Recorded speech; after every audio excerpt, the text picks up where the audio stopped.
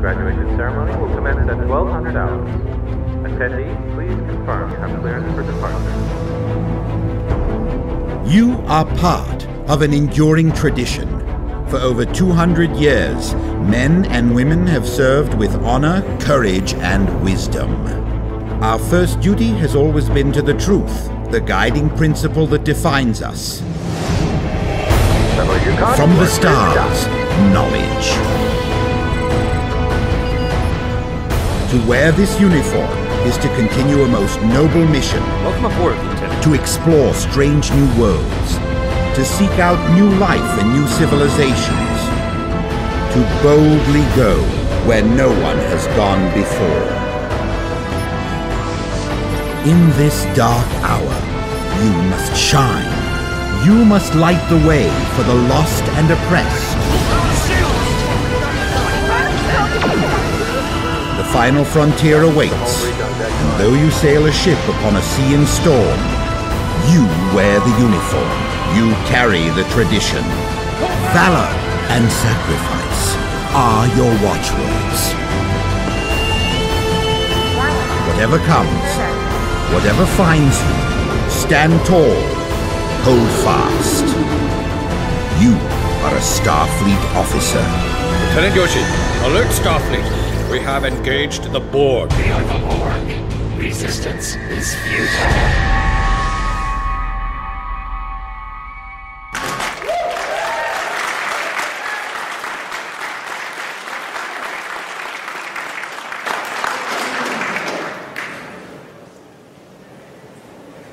Good morning, everyone. Can you hear me? Yep.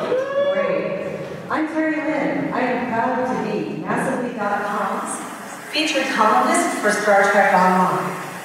I am very happy to be the co-moderator for today's panel, and with me is Lisa from Trek Radio.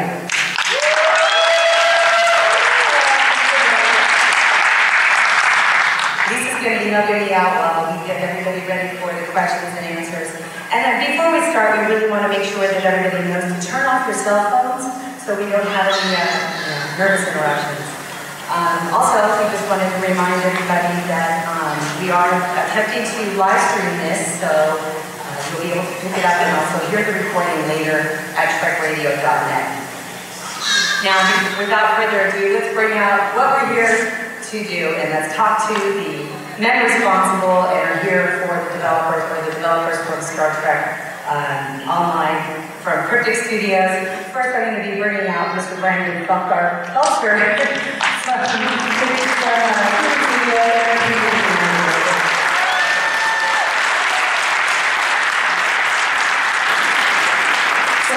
Responsible for the content and a lot of content design, Mr. Jesse Hyman.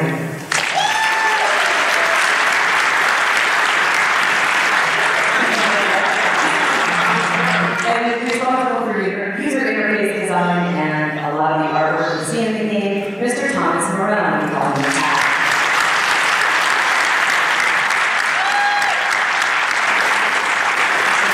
And of course, everybody has a big boss, right? And Cryptic Studios has a guy who's great in charge of Star Trek Online. He left the company once, came back because he loved the game. Mr. Daniel Saul.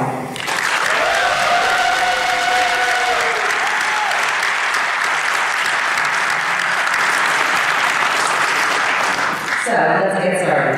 All right, let's do it. Dan. Yes. We're going to take a quick poll of the audience. How many of you have played Star Trek Online?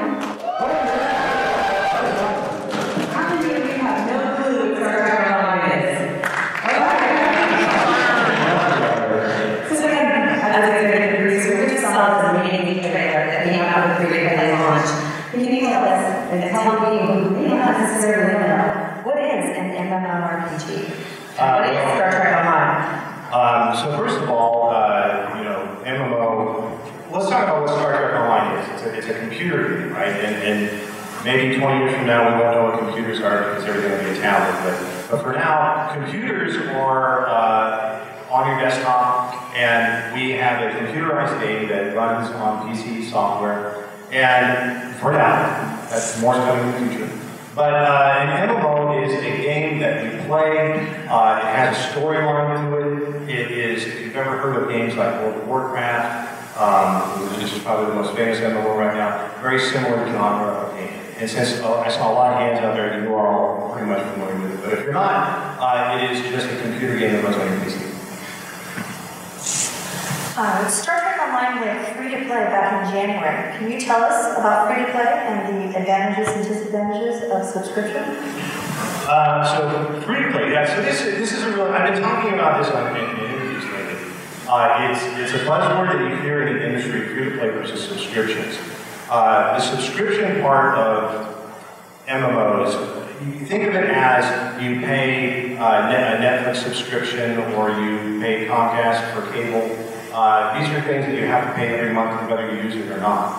What's nice about the free-to-play model and what we have a hybrid system that allows you to pay nothing and play as much as you want. And so you can log into the game without having to pay a subscription. So free-to-play truly is free-to-play. It's free-to-play. You still have to pay Comcast. They still want their money.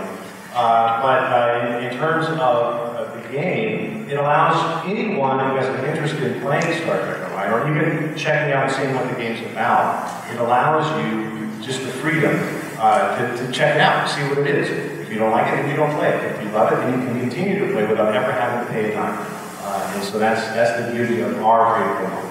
Great, thank you very much. Jesse, we're going to bug you first here. Can you tell the people out there what kind of a character can they play?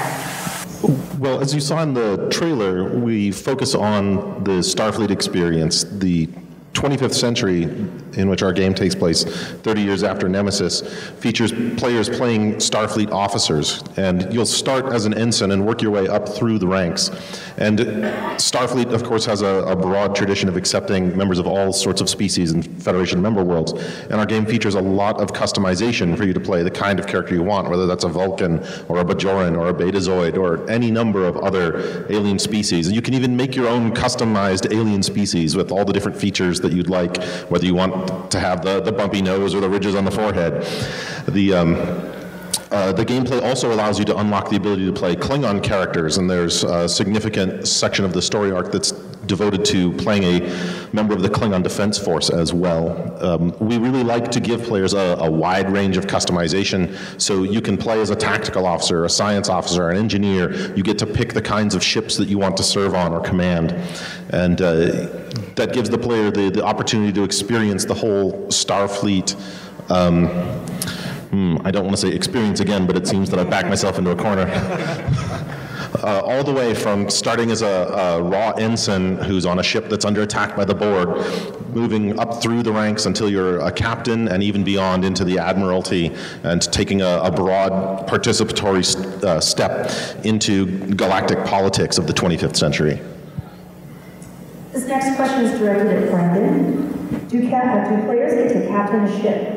Yes, so from the beginning, right when you jump in the game, the first thing that you find out is that you're going to be captaining a ship. Now, you start as an ensign, but as we all know, if you're at the helm of a ship, you're the captain. So you start out commanding a small ship, a Miranda-class ship, and you work your way up through the ranks that Jesse was talking about, and you start to command more advanced vessels. You can command a Cheyenne, then you get up into the Tier 3 classes. There's 3 classes as well, that primarily tactical, science, and engineering, but some of your favorite ship classes are available in there to fly.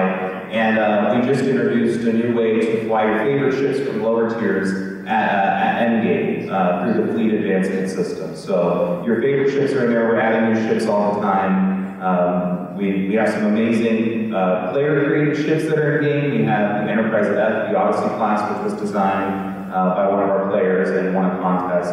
And then we're making our own designs and putting them in game, and of course we're adding canon ships in there as well. So there's a wide variety of ships, and I think that's some of the best part of gameplay, is being able to fly around in the ship that you've always wanted to command with your crew. And there's some amazing ships out there. So you'll see them as screenshots. All these are actually screenshots taken from in-game. And a lot of them are ships that you actually can fly on.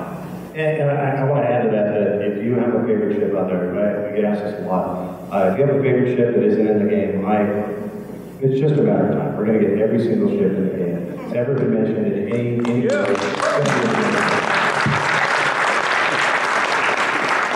Okay, well, speaking of being your own commander, Jesse, do you have a crew? Well, while this is an MMO and the expectation is that you're going to play with other people, what would Kirk be without McCoy and Spock?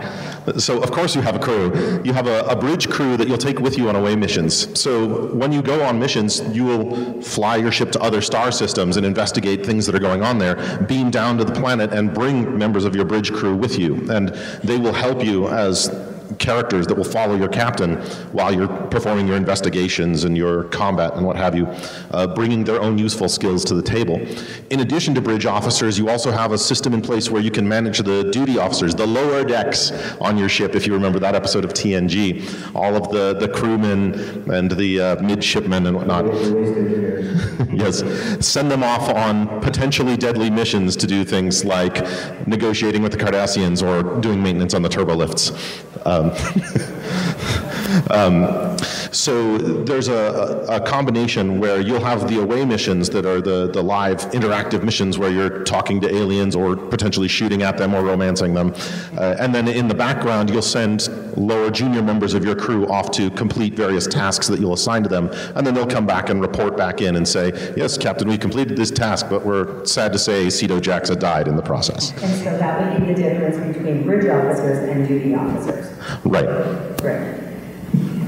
This next question comes from the community, and it's for Thomas. Can you play with your friends? Well, if I had friends, I could play with them. No, actually, I'm going to answer this question, but I want to get a picture of everybody first. I hope that's okay, guys. This is awesome. Thank you so much for showing up. Oh, God. All right. I've been looking forward to this for months, literally. All right. Can you play with your friends? Yes. Star Trek Online is a massively multiplayer game, so there are literally thousands of people in the game at any given time. And what's great about the way Cryptic has our engine set up is that it's not like a lot of other MMOs where if you're a gamer, you're kind of familiar with this situation where you're starting a new game. It's like, oh, what server are you on? You have to make sure that you're on the right server to play with your friends. In Star Trek Online, it's all one server. It's all one big universe that you can play with your friends, and you can team with them and go through pretty much any mission in the game together to work together. The other great... Yeah, that's true. Just need everything. The other great thing that we just added with Season 6 was fleet starbases, and what that lets you do is create most games call them guilds, or we call them fleets. They're groups of players that get together and work together for a common goal or around common interests. But now in Star Trek Online, you can actually build your own starbase for your fleet, which is awesome. I have a small fleet of a few friends, and we're grinding it out. We're building a new base, and that actually helps you. You can do missions with your fleet and with your fleet starbase and things like that. You can go on there, unlock great excuse me, and just vendors and other things that help you, give you some of the best gear in the game now. So we're really excited about that. That's really great. Well, one of the more unusual and fantastic tools within the game is something called the foundry.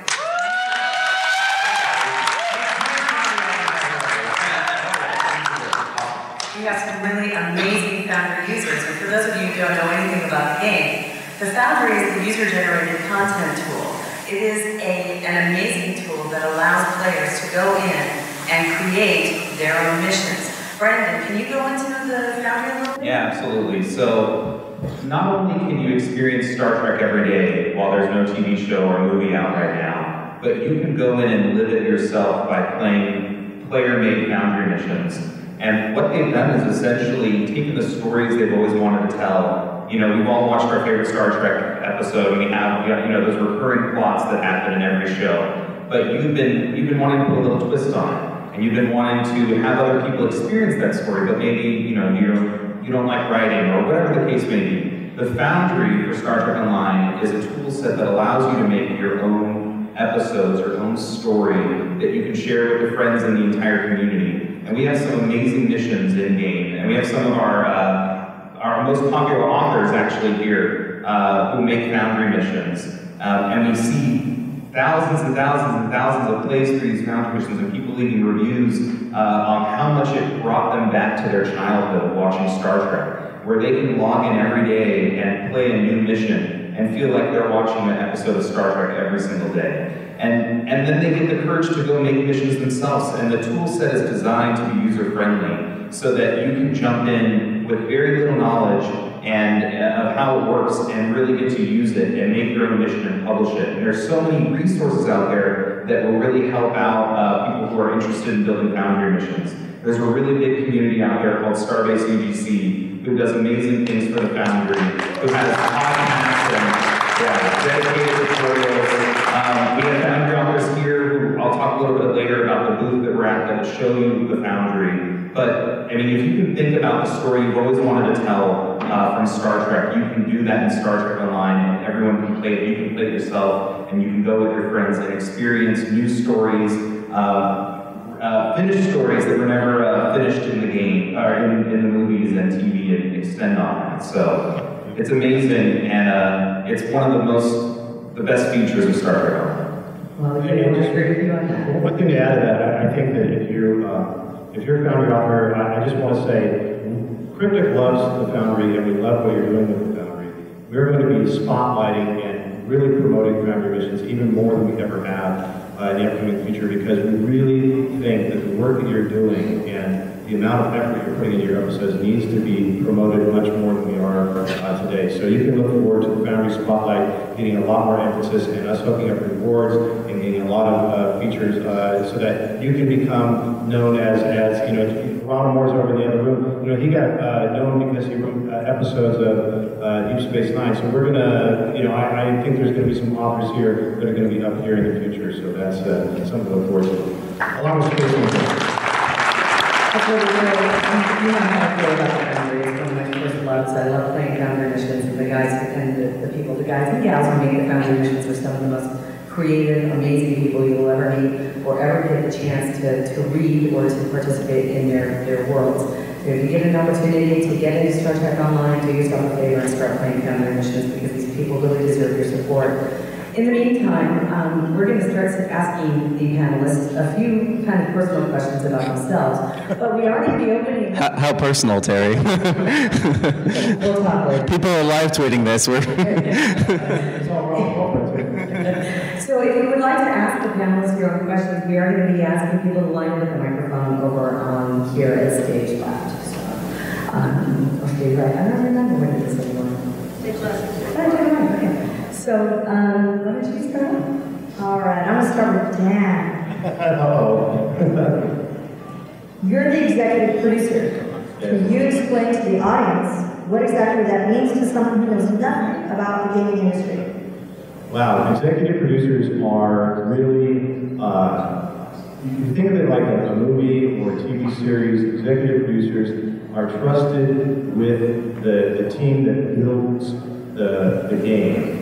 And I basically report up to the company and the shareholders. And it's my responsibility to make sure that the vision for what the product is designed to be comes to fruition and using the resources that we have. So Cryptic Studios has had, you know, if you think back to Star Trek Online when it was Perpetual, there's been a lot of talk in the history about what is there ever going to be a Star Trek Online game. I think that because of our sweat and tears, we have been able to take that game from Perpetual and release it. And now we're going into our we're actually in our third year of release. So as an executive producer, I like to say that, you know, I'm helping the team, giving them the resources they need to make that a reality and make Star Trek Online go well in the future. And it is going to go well in the future, I'll tell you that. That's really amazing. Looking for you guys to first volunteer. I'm actually going to head down the line. And Jesse, you are a content developer. Can you tell us what is your role in the game? As a content designer, my job is really mission architecture. I'll get storylines from our lead writer, Christine, and then I will implement those into the game. So we might have a story outline that says the player is going to go to a decrepit space station in order to pursue an investigation about a mysterious force that has been assaulting Federation personnel in this sector. And then I'll build maps and put together a mission flow and a series of encounters and dialogue options and puzzles that the player's away team will experience in the process of unveiling this story. And some of you have played the mission and know what I'm obliquely talking about here. So the content designer is it's a job with multiple facets. In addition to putting down sort of elements of map flow and where the player is going to go, I also put in what the player does. Who do you interact with? How do you talk to them or fight them? What are the consequences of the actions that you take and the choices that you make in the terms of the story? Thomas, you're a UI artist. Can you tell us what your role is in the game? And what are pogs? UI. And what was the second part of the question? What are pogs? What are what? Pogs? Pogs? Yes, you said you made little pogs in the game. Oh, yeah. All right. Well, I think it's funny that Dan mentioned Ron Moore. So a lot of people are here to see people like Ron Moore or the actors, obviously the TNG cast and things like that. I'm here. The only person I'm really excited about meeting this weekend is Mike Okuda. I'm gonna see him later today. And if you don't know who that is, he's the guy who invented LCARS, and that's actually LCARS is the user interface that you see on the screens in Star Trek: The Next Generation. It's the little like curvy, swoopy, pastel pink and orange computer interface, and that's actually my job in Star Trek Online, is to make our interface. I do a lot of swoops. Yeah, our swoops and all of our icons and all of our icons for the items and powers. I do all that stuff, and I got to help do the duty officer system. If you played that, that was a very UI intensive system. I did a lot of art for that, and then the new fleet system, I worked on the concept development for that thing too. So pretty much every time we have a big release, there's a lot of work and adding new features to the user interface, and so I'm on the front end of that, concepting it and fleshing it out, and then doing the final art that gets sent to our UI programmer to be implemented. As far as POGs go, that's just kind of a catch-all term for pictures of anything. I don't know. It's just one of those things I learned, and people were talking about, and then I use it, and I never actually learned like where it came from. You know, I just use it to sound like a big shot game developer. So. And it should be mentioned, we typically will ask Thomas to make about 10,000 logs out of our one. So he sits there. Well, there's a quota. All right, Brandon, you're the community manager. What the heck does that mean? So community manager, community. That's all. Right. Yeah. So there's a lot of facets to being community manager. Primarily, I'm with you guys. I'm involved in the community. I administer our Facebook account, our Twitter, YouTube, all our forums. I'm in there answering questions, collecting feedback, passing along, working with our third-party partners like StarTrek.com, our podcasts that support us, schedule our interviews with the devs, as well as post all the blogs you see on the website, the news, our Ask Cryptics. Any news feature you go up, any copy you see on the website, that comes through me. And so it really is working with the community, and I'm from the community, so it's a great relationship I have with everyone, and it's a fun time. It's a very fun and rewarding position. So. Well, you've always talked about how it's kind of one of your dream jobs. It is. I was here last year in Tara Lynn's shoes as Massively, and we had a small Dine with the Devs panel just off-site somewhere else, and. I wrote for Massively and worked on Priority One podcast, who's here today too. And a position opened at the Cryptic, and I said, this is my dream job. Moved up from San Diego, and here I am. So.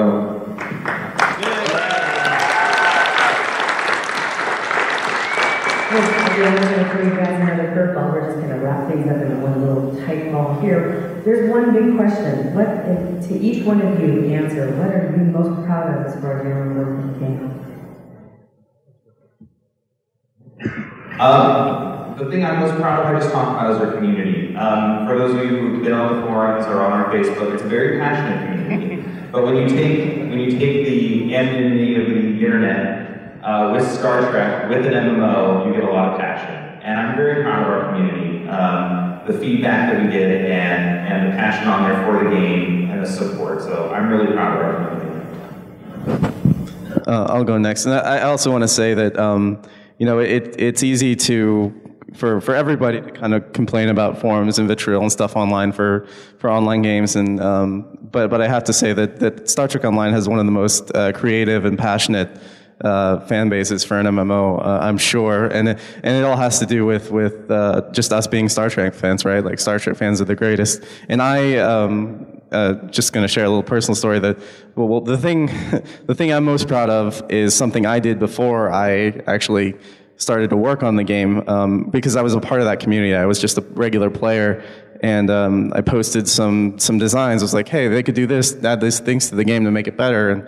And long story short, Cryptic actually saw those on the forums. It was like, hey, we should bring that, you know, we should hire that guy. So, like, just the fact that Cryptic as a company, I think it says a lot about them, that they were willing to do that, to bring in people from the community like me and Brandon and some other people that and give them jobs and let them work on something they're so passionate about. And the other thing I'm really proud of is, if you go to Memory Alpha, part of the process, I got to be a non-player character in Memory Alpha, which so you can go and talk to Commander Thomas Maroney there. So go and say hi.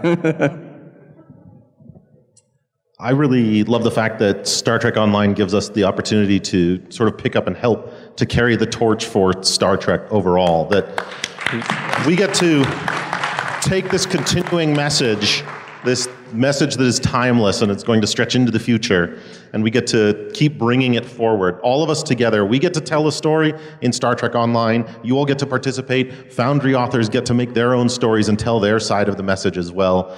Every one of us takes some personal facet of the message of Star Trek. For me, perhaps that message that I try to get across is that we're going to be better people tomorrow if we start today. And everyone else has their take on that message. And so we are all looking at this same bright, glorious, hopeful future and keeping that sort of vision alive. And I'm very proud of being part of that legacy. I'll just add to that, you know, I don't know if you guys are aware the economy's been pretty tough.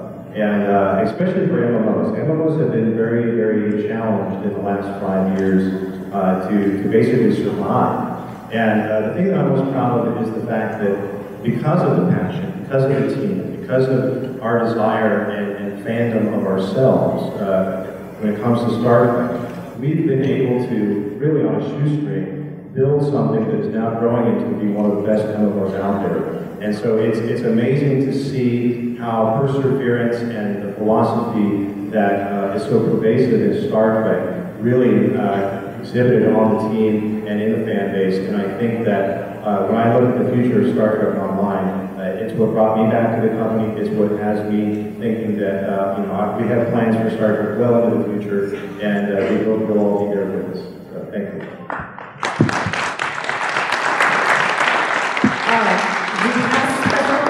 A special sneak peek for you, and then we'll get to the audience Q&A.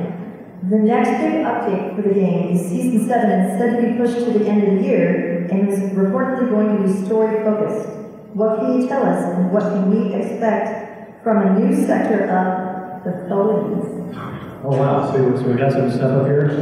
So yeah, so Season 7, you know, we've been, Season 6 we released the Fleet system for those of you who play the game. Season 7 is going to be a return to storytelling. And we're going to be introducing a new sector. This new sector is going to be basically centered around the Azure Nebula. If you remember, the Azure Nebula was a place where all kinds of bad things can happen. Some battles have taken place there. But the Tholians are going to be coming out of the Azure Nebula. And so we're going to be building a sector around that. And there's some really fun places that are going to be near there. Skidmore is near there. Nimbus 3 is near there. There's some really interesting Romulan territory that's near there. And so we're going to be focusing on getting the Romulans. I don't know if you kind of picture that screenshot there. We're going to be asking the question, okay, Romulus was destroyed. Where are the Romulans going to go? Where are they going to live? And so we're going to be introducing at least a new colony world for them, and players are going to have the ability to take part in the construction and the really just the story of what's happening for them next. So that's going to be happening in Season 7. I'm really excited about it. It's amazing. It's going to be a lot of fun. Now you said season 7 is bigger than season 6, and I've heard through the grapevine that season 8 is even bigger. Do you have any tidbits about season 8? Well, yeah, I'll give a few tidbits. You know, what's interesting is because Star Trek Online is, like I said, doing really well. Our development staff, you know, there's only 4 of us here, but our development staff has gone nearly double and is going to be nearly tripling by the time we get to season 8. So we're just 4 of I think we started. There was 20 people. This is an interesting statistic. There was 20 people working on Star Trek Online right after we launched. And so we're now back up to 45 people, potentially going up to 50, 60 people by the time season 8 rolls out. So when I look at season 8 in the future, when I said that the seasons are going to get bigger and bigger, it's simply because we have more resources within developing and delivering more content. The sneak peek for season 8 is we're going to be returning to featured episodes in a big way. And so season 8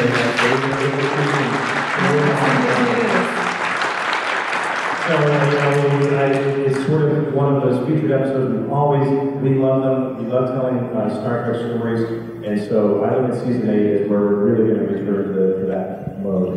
You're going to see some awesome stuff. I can tell you that. To add something small to that, all 3 of us were players of Star Trek Online before we worked for Cryptic, and when Dan says we're going to be increasing the size of the team, he's not kidding. Now's the time for some of you, too. Make those great Foundry missions, get those stories out there, polish up your resume. This could be your chance to be part of this game as well. Absolutely. Good call. And one more thing I just want to say about season 8. We were joking this morning about how we'll be the first Star Trek production to last 8 seasons. I'm going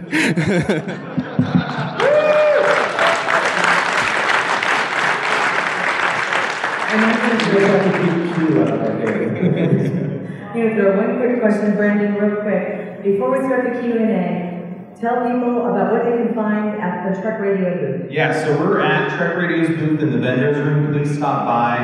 We're showing off the game on the screen. If you've got something you want to see, we're going to be showing off the Bullions later. A lot of you haven't seen them. They've been on screen a few times in the episodes. We're going to be down on Picard Prime showing them off. They're amazing. We also have information cards. If you're not playing right now, or if you are playing, come by and pick one up. On the back, there's a code that you can enter, and you're going to get a free Hololita duty officer and a special title in-game for all your characters that's convention better. And this is for those of you who are convention. Yeah, so make sure you stop by. And that Hololita is usable by Klingon characters as well. Yeah. All right, let's begin. Hey guys, how's it going? Hey.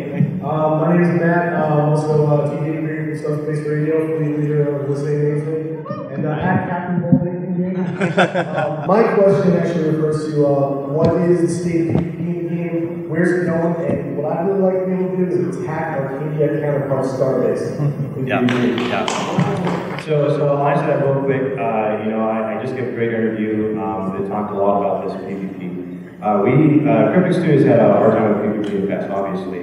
We struggled with it as a company. But we are making some efforts, and honestly, the fleet system is designed to eventually be PvP. So that is the reason why we're having you build your Starbase now, and in the future, I think you're going to see what you're talking. So it's just a matter of time.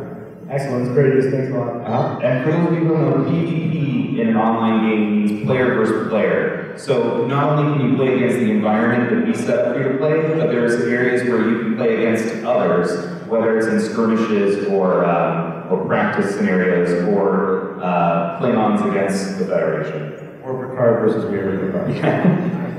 Hey guys, James from PriorityOne.com. How you doing? Hey James. Good to see you guys. So I have a two-part question, Dan. I know Ask Cryptic came out yesterday. What's the question I always ask you, Dan? Can you please announce it, please, to the world?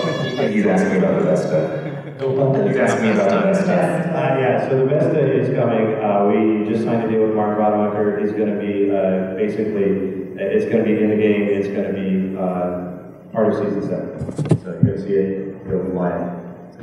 It's good. Outstanding. The other half of the question is for Promise the Cat. Is it true that you're half Asian and suffer from hairballs?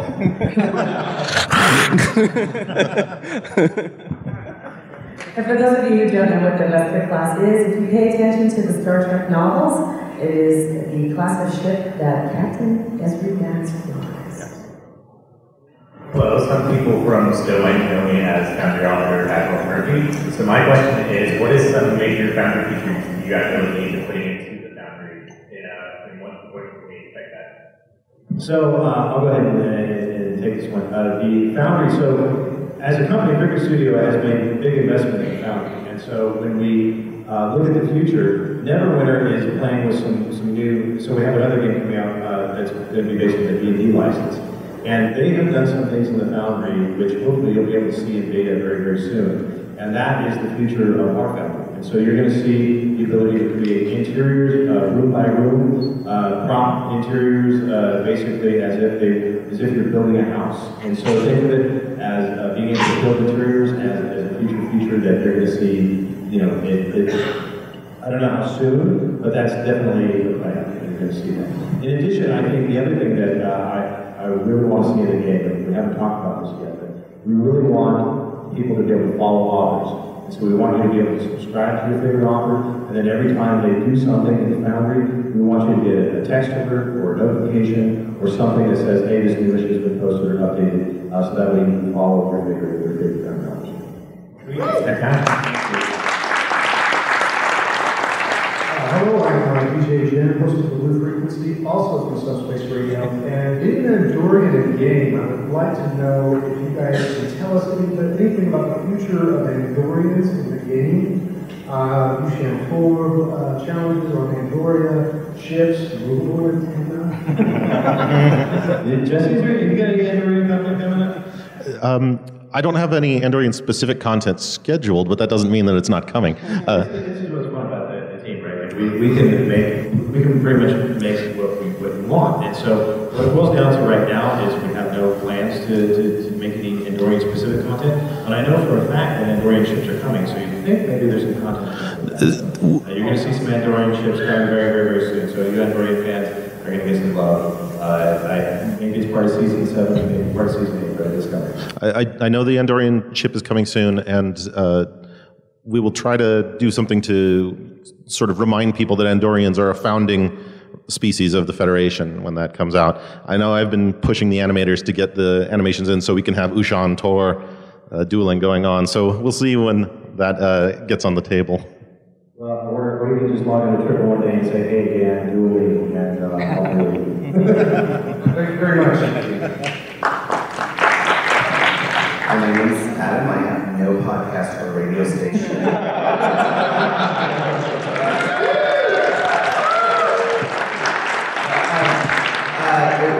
My question is sort of, there's such amazing visual customization in the game, and there's a sort of content customization that I've been wanting since it started, in that I never wanted to be Kirk or Picard or Cisco. I wanted to be Bones, and I keep making doctors and they keep getting promoted to captain.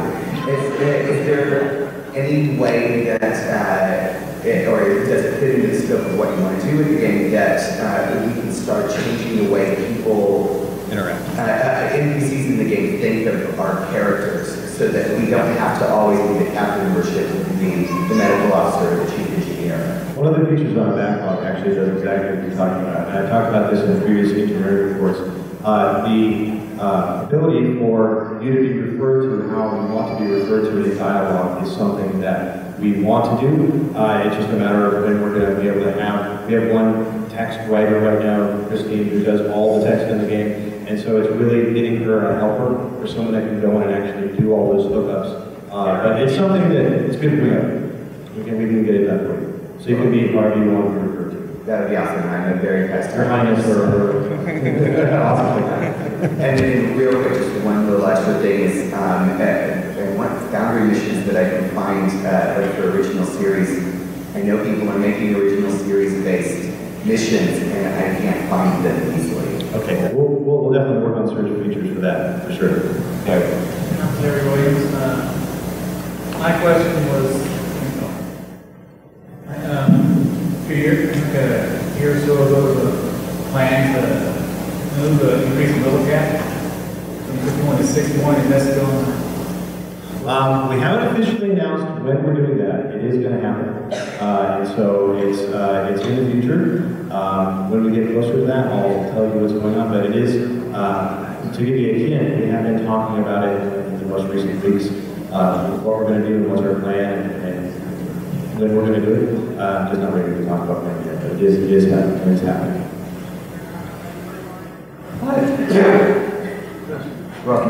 Got a hairball. Dedication. And this one goes for Brandon. It's no secret that forums are not always the most positive in feedback and reinforcement for you guys. And I'm curious how difficult it is when going through some of that feedback is keep a positive outlook, and what you do to try and keep positive in what sometimes is sea of negativity. Yeah, so I think any online forum is an interesting place to go. I look at a lot of online forums and you see a lot of interesting things on there because, again, I was saying, you're anonymous on the internet. So really, you may not act the same way you would on there as you would in person. But then you mix it with the game, and then you mix it with Star Trek, and you've got really passionate people. And I read a lot of posts every day. It's very active, the forums are very active. And I really try and get through every day. We have some devs who are on some forums, like the QA team on the Bugs forum, so they can go through that. But the biggest thing is to make sure that I remember that I'm a player as well. It's passion. So when I see someone upset about something or whatnot, or very excited about something, I know it's because they're invested in the game. They love Star Trek, and they want to see it continue on. So what I do to myself is remember never to take it personal. Remember that I'm a player too. Step into their shoes. Everyone's got something that they really want added to the game or something changed, and remember that and take that feedback along. I post where I can, as much as I can, in the forums, letting people know I pass it along, but these guys can attest to the reports they receive from me, talking from both sides. Well, if we did it this way, what would it be, and what would it be from the other side of the community? So I really appreciate everyone who posts in there, and I ask that if you just be constructive with it. So if you don't like something, what can we do to make it better? Not just say, this is horrible. What would you do to change it so that way we can kind of do that? And you guys have come up and given some really good ideas while I've been here that we're able to take back as well. Yep, for sure. Thank you. Hello guys, I'm Pat from Podcast Music. I was just wanting to... I just wanted to ask one common critique. You did a lot of critics that it still comes back. Everyone's always said, unbeat, shoot, kill. Are there any other, efforts to put in other roles that are probably more civilian-minded or even more friendly? Like so, getting the mix of an intergalactic conflict? It's a really tough thing to do in a game. It's something that I think other games are trying to do. When we think about it, we've tried all kinds of different ways to introduce non-combat gameplay in the game. And we've been partly successful, and some things just haven't worked. So when I look at the future of the game, we are going to continue to try things. We're going to continue to introduce ways we interact. One of the systems on my pet peeves, in fact, I probably posted flames on the forum under my anonymous name, and so some of those people are being like, I really hate this system, change it. But one of my pet peeves is just when you talk to an alien race through the contact dialogue, I really want that to be more like a view screen, more like a conversation that you're having. So I think that in the future, we really want that to be a bigger part of the game, a bigger part of being a captain, not just how many torpedoes do you have, but how are you going to solve the situation and do it in a better way than we have so far. Oh, great. Thank you so much. And I want to add to that too a couple things. The first thing is one of the reasons I like the duty officer system so much is it simulates it's a lot more fun than it sounds, but you can do all the paperwork of being a captain by assigning people to do jobs, and some of these jobs are like go investigate this archaeological dig and stuff that we don't quite have in the game, fully, but you can, for me, I'm a big role player. I have a really vivid imagination about all this stuff, so to read that duty officer stuff, it puts me in the shoes of a Starfleet captain. And the other thing I wanted to say was foundry missions are a huge source of more dialogue heavy. If you want to do a diplomatic mission, there's so many great foundry missions that are very focused on the story, on solving mysteries and things like that. So in the short term, check out all the stuff in the foundry. Yeah. Well, I'm going to interrupt here real quick because I did not expect him to ask that question in any way, shape, or form. And So I'll ask this next one for him, and that is, when can we expect to see Romulan Richardson? Thank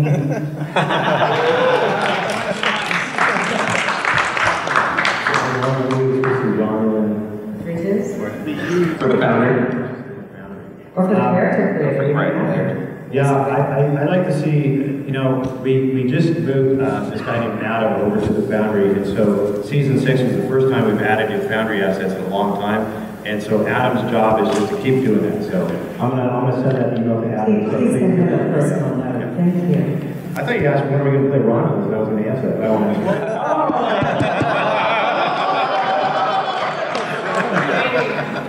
The next question. You're a mean one, Mr. Grinch. Well, I don't know how I can best that, but I'm Peter from Stonewall Fleet.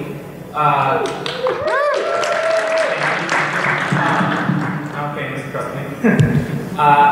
My question is there ever going to be any other playable factions? Like, we have the Federation, we have the Klingon Defense Force. Are there going to be, like, say, Romulans? We can play as Romulans for the Romulan faction, or like the Cardassians or something like that? So it's probably my favorite question because it talks about the future of the game and where we're headed. You know, I'm not ready to announce playable Romulans today. I am ready to announce that we do want to do something like that in the future, and you'll just have to wait and see what happens. But the answer is the game is designed to do that. And so the game is designed in such a way that playing a Romulan, playing a Cardassian, playing a Borg, playing all of these species that are in the game could and should eventually happen. Can we have a playable Horda faction? We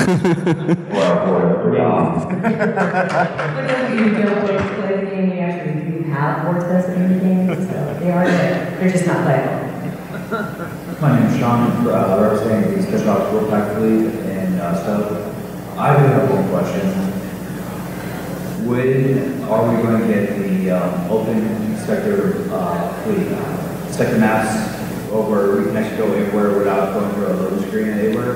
And last question, is everything going to be in its right locations in Star Trek now when you guys do that?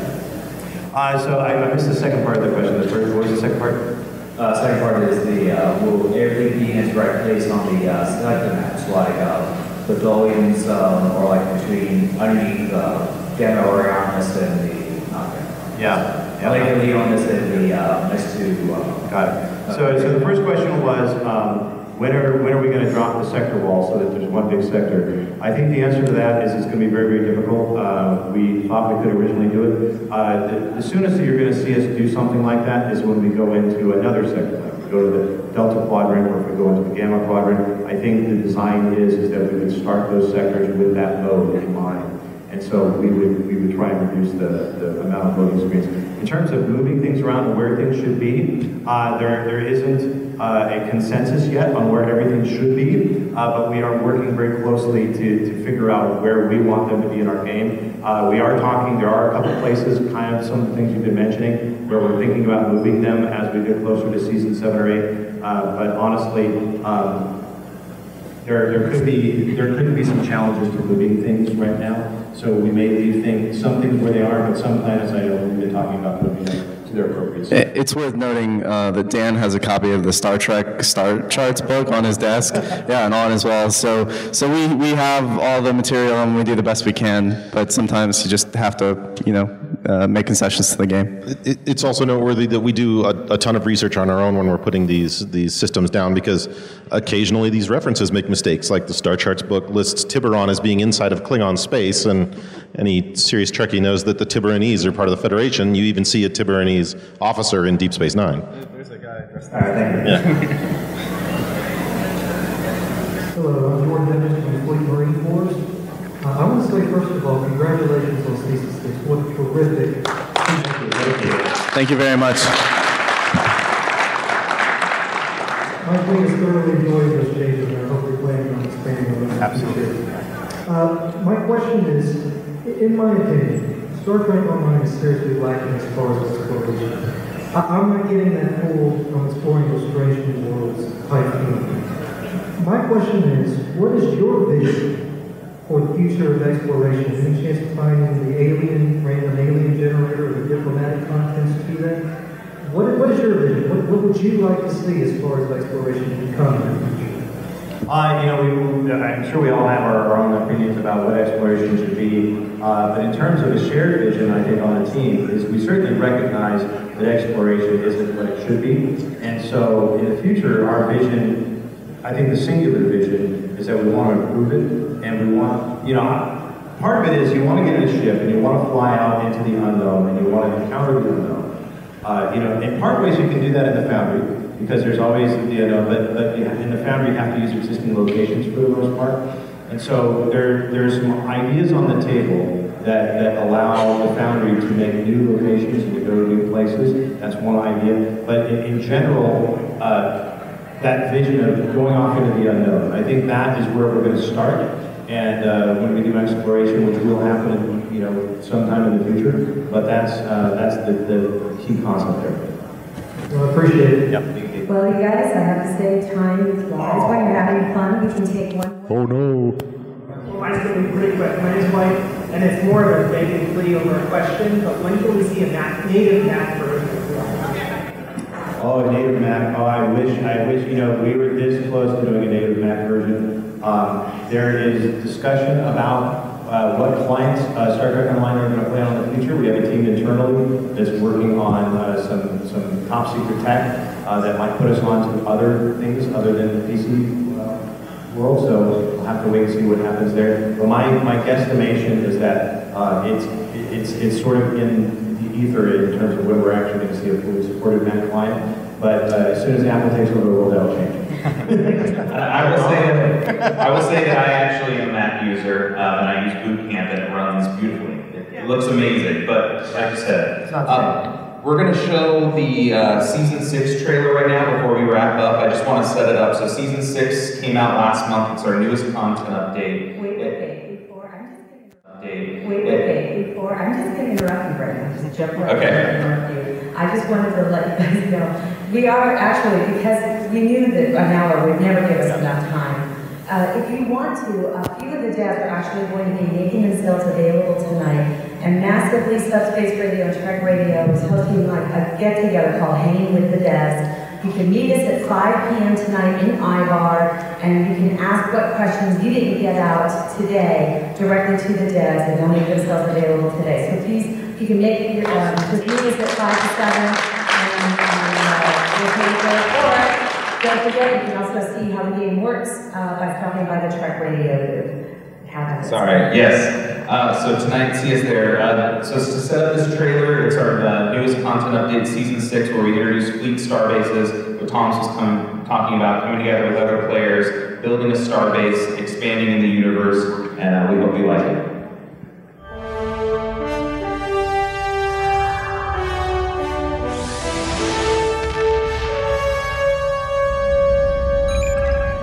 Captain, I have an incoming transmission from Starfleet headquarters. Star Trek Online Season 6 brings new challenges, events, and social experiences to the STO universe. A new fleet starbase system brings fleets into the forefront of Star Trek Online, and max-level content provides new challenges for Vice Admirals and Lieutenant Generals. Join with your fleet and construct a starbase, your home port in the vastness of space. The Fleet Advancement System has projects for fleets of all sizes. Unlock new starbase enhancements, access new operational assets, or add new items to your fleet store, including new starships, equipment, and uniforms.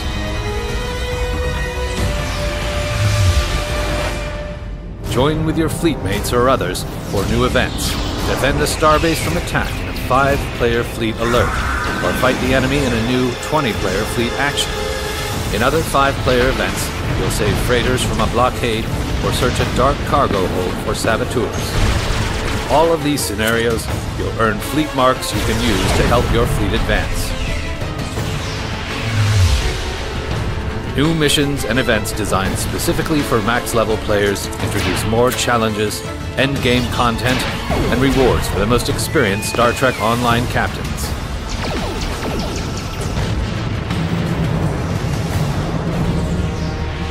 The Foundry, Star Trek Online's popular user content creation tool, will see its first major update since launch, putting even more creative power into Foundry authors' hands. There's always something new to discover with the Foundry. Create new worlds and new stories, and share them with the community. Under siege. Arriving on an intercept course in 3, 2, 1.